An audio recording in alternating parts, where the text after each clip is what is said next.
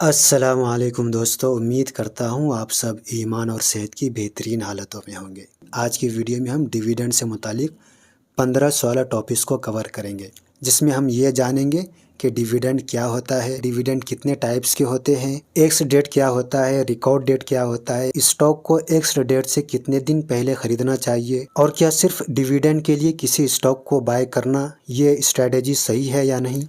और सबसे ज़्यादा इम्पोर्टेंट चीज़ ये कि क्या डिविडेंड शरई तौर पर जायज़ है, और अगर जायज़ है तो क्या डिविडेंड में से भी इम्परमिसेबल इनकम यानी कि सूद के पैसे रिमूव करने होंगे, बगैर नियत सवाब के उसको सदका करने होंगे। तो आज की वीडियो में इन सारी बातों को सामने रखकर हम डिटेल में डिस्कस करेंगे।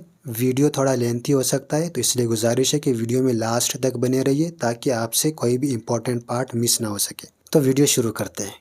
तो हम अपने फर्स्ट टॉपिक से शुरू करते हैं। सबसे पहले कि डिविडेंड होता क्या है। दोस्तों, डिविडेंड जो है ये एक कंपनी का मुनाफा होता है यानी कि प्रॉफिट होता है, जो अपने शेयर होल्डर्स को यानी कि इन्वेस्टर्स के साथ कैश या शेयर के फॉर्म में बांटती है। दो चीज़ें ध्यान में रखना है, कैश या शेयर्स के फॉर्म में बांटती है अपने इन्वेस्टर को, शेयर होल्डर को। देखो, जब भी कोई कंपनी यानी कि स्टॉक मार्केट से जो लिस्टेड कंपनी है वो अगर प्रॉफिट कमाती है तो वो दो काम करती है। फर्स्ट ये कि कुछ प्रॉफिट को बिजनेस में दोबारा इन्वेस्ट करती है, और दूसरा काम ये करती है कि बचा हुआ प्रॉफिट शेयर होल्डर को डिविडेंड के रूप में बांट देती है।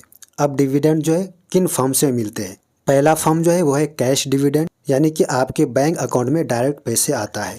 दूसरा फॉर्म है स्टॉक डिविडेंड, या फिर इसको बोनस शेयर भी बोलते हैं। ये जो है आपको नए शेयर्स दिए जाते हैं इंस्टेड ऑफ कैश। ये बोनस शेयर और स्टॉक डिविडेंड जो है ये एक ही चीज़ है। किसी और वीडियो में डिटेल में इसको डिस्कस करेंगे। इस वीडियो में हम सिर्फ कैश डिविडेंड को डिस्कस कर रहे हैं। अब कैश डिविडेंड भी जो है दो टाइप के होते हैं। एक होता है फाइनल डिविडेंड और दूसरा होता है इंटरिम डिविडेंड। और एक डिविडेंड होता है जिसको स्पेशल डिविडेंड कहते हैं। फाइनल डिविडेंड जो है साल के एंड में यानी कि साल के आखिर में एक बार दिया जाता है, जब कंपनी के एनुअल रिजल्ट्स आते हैं, ठीक है। और इंटरिम डिविडेंड जो है साल के बीच में दिया जाता है। ये जो है फाइनल रिजल्ट का वेट किए बगैर ही ये बीच बीच में देती है, यानी कि साल में कई बार दे सकती है, क्वार्टर वाइज भी दे सकती है, साल में 2 बार भी दे सकती है, साल में 6 बार भी दे सकती है, अगर स्पेशल डिविडेंड को अगर हम ऐड करें तो। और स्पेशल डिविडेंड जो है कभी कभी एक टाइम का बोनस होता है जब कंपनी के पास एक्स्ट्रा कैश होता है, ठीक है। जैसे कि हम एक एग्जांपल से समझते हैं। एक फाइनल डिविडेंड का मैं एग्जांपल देता हूँ। मैं यहाँ पर सर्च करता हूँ अपस्टॉक पे टाटा स्टील, ठीक है। मैं यहाँ पर सर्च करता हूँ और इसके ऊपर क्लिक करके यहाँ पर आपको जो समरी जो शो हो रहा है ना, इसी के ऊपर आपको रहना है और उसके बाद नीचे स्क्रॉल करना है सबसे नीचे। तो यहाँ पर आपको यहाँ पर शो होगा। जैसे कि हम यहाँ पर देखेंगे कि 2023 में और 2024 में, यानी कि एक साल के गैप में एक एक बार दी है, एक साल में एक बार, तो इसको फाइनल डिविडेंड बोलते हैं। जैसे कि हम यहाँ पर क्लिक करके देख सकते हैं, एक सेकंड। तो यहाँ पर देखिए आपको यहाँ पर शो होगा कि किस टाइप के डिविडेंड दिए, तो यहाँ पर आपको फाइनल डिविडेंड आपको शो हो रहे होंगे। एक एग्जाम्पल ये हो गया। अब हम इंटरिम डिविडेंड का एग्जाम्पल समझते हैं। उसके लिए हम एक स्टॉक को यहाँ पर सर्च करते हैं जिसका नाम है वैभव ग्लोबल। तो फर्स्ट वाला जो आपको शो हो रहे होंगे, तो हम सबसे नीचे जाएंगे। तो यहाँ पर देखें, मैं यहाँ पर मोर पे क्लिक कर देता हूँ। तो कंपनी ने जो है साल में कई बार यहाँ पर ये दिए, डिविडेंड दिए।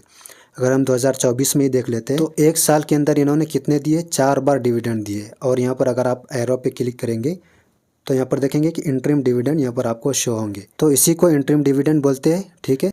आपने एक चीज़ नोटिस किया होगा कि अपने रिसेंट हाई से जो है ना बहुत ही दिनों से लोअर लो ही लगा रहे।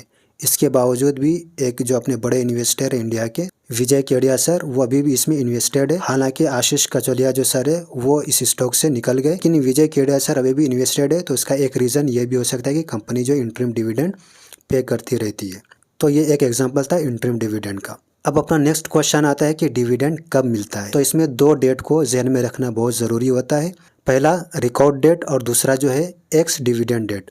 ये रिकॉर्ड डेट से एक बिजनेस डे पहले होती है। अगर आपको डिविडेंड चाहिए तो आपको एक्स डेट से पहले शेयर खरीदना ज़रूरी है। याद रहे कि एक्स डेट के बाद शेयर खरीदने पर डिविडेंड नहीं मिलता। अगर आप पहले से इन्वेस्टेड है किसी कंपनी में और ये एक्स डेट रिकॉर्ड डेट इसी बीच अगर आ जाती है तो आपको जो है वो बाय डिफ़ॉल्ट मिल जाएंगे। लेकिन अगर आप किसी स्टॉक में इन्वेस्टेड नहीं है और उसका एक्स डेट आ गया है तो आपको एक्स डेट से पहले ही उस स्टॉक को बाय करना होंगे। एक एग्जांपल से समझते हैं। फॉर एग्जांपल रिकॉर्ड डेट 10 जून को है, ठीक है, और उसका एक्स डेट जो है 9 जून को अनाउंस किया। तो आपको 8 जून या उससे पहले शेयर को बाय करने होंगे। इसलिए कि जो T+1 का जो मसला है ये सामने आ जाता है, इसलिए आपको 9 जून से पहले पहले ही शेयर को बाय करके रख लेना है। अगर आप एक्स डेट के दिन यानी कि 9 जून को आप शेयर खरीदते हैं तो आपको डिविडेंड नहीं मिलेंगे, इसलिए कि डिलीवरी 10 जून को मिलेगी, तब तक आप शेयर होल्डर नहीं माने जाएंगे। और इसी में तीसरी बात यह है कि डिविडेंड का पैसा जो है यूजुअली 15 से 30 दिन के अंदर आपके बैंक अकाउंट में ट्रांसफ़र हो जाता है। एक और क्वेश्चन आपके जहन में आ रहे होंगे कि कंपनी जो है डिविडेंड देती क्यों है, तो इसका जवाब ये है कि कंपनी जो है अपने इन्वेस्टर्स को रिवार्ड करती है। इन्वेस्टर जो है लॉयल्टी बनाए रखने के लिए और ये शो करने के लिए कि कंपनी के पास जो है कैश फ्लो स्ट्रांग है। ठीक है, नेक्स्ट है, क्या हर कंपनी जो है डिविडेंड देती है? बिल्कुल नहीं, सिर्फ वही कंपनी डिविडेंड देती है जो प्रॉफिट में होती है और जिनके पास फ्री रिजर्व्स होते हैं। लॉस में होने वाली कंपनी जो है डिविडेंड नहीं देती है, एक्सेप्ट ये कि रेयर केसेस जहां रिजर्व्स यूज़ होता है।